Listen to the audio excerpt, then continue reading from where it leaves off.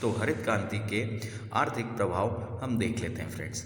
आर्थिक प्रभाव से तात्पर्य यह है कि उसकी वृद्धि से आर्थिक चीज़ों में क्या परिवर्तन आया।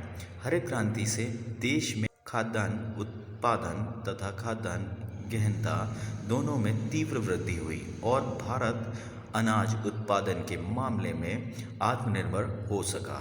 जी हाँ फ्रेंड्स, यहाँ पे भारत आत्मनिर्भर हो पाया क्योंकि उसने विदेशी बीजों का इस्तेमाल किया और उच्च जो वर्ग के बीज थे उनका इस्तेमाल किया, तब जाके भारत में जो है उत्पादन के मामले में आत्मनिर्भर बन सका।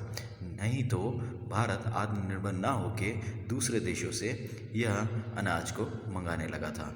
वर्ष 1968 में गेहूं का उत्पादन 170 लाख टन हो गया, जो कि उस समय का रिकॉर्ड था तथा उसके बाद के वर्षों में यह उत्पादन लगातार बढ़ता रहा। तो फ्रेंड्स, ये पॉइंट्स भी याद रखेंगे, ये आंकड़े याद करके चलेंगे।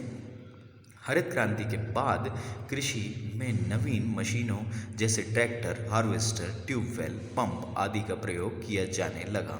इस प्रकार तकनीकी के प्रयोग से कृषि का विस्तार स्तर बढ़ा और कम समय और श्रम में अधिक उत्पादन संभव हो पाया। ठीक है ना फ्रेंड्स, याद रखेंगे। अभी तक आप समझ गए होंगे हरित क्रांति का क्या उद्देश्य था और किस प्रकार से हरित क्रांति आने के बाद हमारे देश में फसलें, अनाज की वृद्धि हुई। ठीक है फ्रेंड्स, अगले पॉइंट पे हम चलते हैं। कृषि के मशीनीकरण के चलते कृषि हेतु प्रयोग होने वाली मशीनों के अलावा हाइब्रिड बीजें और कीटनाशकों, खरपतवारनाशकी तथा रासायनिक उर्वरकों की मांग में तीव्र वृद्धि हुई। जैसे जैसे फ्रेंड्स फसलों में अच्छी ग्रोथ देखी गई, अच्छा बीज का अच्छा उत्पादन देखा गया, वैसे वैसे उर्वरक और रासायनिक और कीटनाशक की मांग बढ़ती गई। परिणाम स्वरूप देश में इससे संबंधित उद्योगों का अत्यधिक विकास हुआ।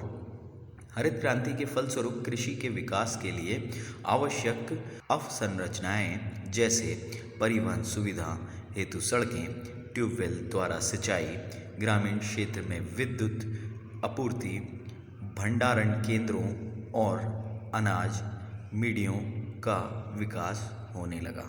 तो फ्रेंड्स, आप समझ पा रहे होंगे, जैसे जैसे हरित क्रांति के बाद अनाजों में विकास हुआ तो सड़कों में सुधार और ट्यूबवेल से सिंचाई प्रारंभ हो गई और ग्रामीण क्षेत्रों में जो बिजलियाँ की नहीं आती थीं वो बिजलियों की आपूर्ति की गई। सरकार द्वारा, जो सरकार ध्यान नहीं दे रही थी, जिनकी नीतियों की वजह से एक समय में एक अकाल पड़ गया था, वो अकाल दूर करने के लिए सरकार ने भी काफ़ी कदम उठाए और ये वही कदम हैं जिनसे अपना जो फसलें हैं, फसलों में वृद्धि हो पाई। ठीक है, तो आगे हम देख लेते हैं विभिन्न फसलों के लिए न्यूनतम समर्थन मूल्य। ठीक है ना फ्रेंड्स, MSP, ये आप शायद जानते होंगे ये क्या होता है, और अन्य सब्सिडी सेवाओं का प्रावधान भी इसी समय शुरू किया। जो फ्रेंड्स न्यूनतम समर्थन मूल्य सरकार द्वारा निर्धारित होता है ताकि किसी भी किसान या सभी को उच्च मूल्य से फसल बेच पाए। इसी कदम के फलस्वरूप किसानों को उनकी फसलों का उचित मूल्य मिलना संभव हो सका। किसानों को दिए जाने वाले इस प्रोत्साहन मूल्य से वे नई कृषि तकनीकें अपनाने में सक्षम हुए। जी हाँ फ्रेंड्स, जैसे जैसे किसानों को फ़ायदा हुआ, उन लोगों ने अपनी मशीनें और अपनी उर्वरकता में वृद्धि करने के लिए नई नई टेक्नोलॉजी और नए नए उपकरण, खाद्य, रसायन का उपयोग करना शुरू कर दिया, क्योंकि सरकार द्वारा अच्छे मूल्य मिलने पे उन्हें मुनाफा होता था। साथ ही साथ सब्सिडी दी जाती थी ताकि जो भी किसानों को अगर नुकसान हुआ है तो भी सरकार द्वारा उनको लाभ मिलता था। साथ ही साथ जो भी सब्सिडी जो है किसानों को मिलती थी उनकी फसलों के एवज में।